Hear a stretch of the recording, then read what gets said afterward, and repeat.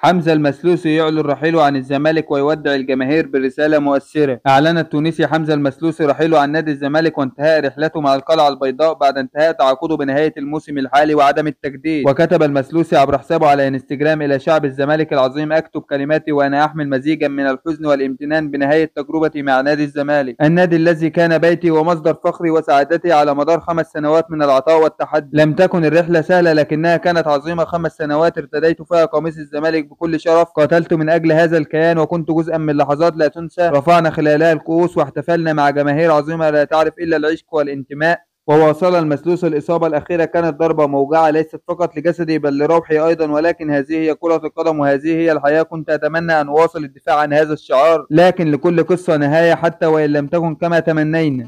واختتم المسلوسي رسالته: أشكر إدارة النادي والجهاز الفني والطبي وجميع العمال وكل من آمن بي ووقف بجانبي، وأشكر زملائي الذين كانوا سندا حقيقيا داخل وخارج الملعب، والأهم من ذلك أشكر جمهور الزمالك العظيم. أنتم الروح والدافع، ولن أنسى أبدا هتافكم ودعمكم ووجودكم في كل لحظة. سأغادر اليوم وأنا فخور بكل لحظة قضيتها هنا وبكل بطولة حققناها معا. إلى لقاء قريب إن شاء الله. أخوكم حمزة المسلوسي. هذه كانت رسالة حمزة المسلوسي إلى جمهور النادي الزمالك وإلى إدارة الزمالك الذي لم تقف بجانب اللاعب. ما تنساش الاشتراك في القناة وتفعيل الجرس ليصلك كل جديد.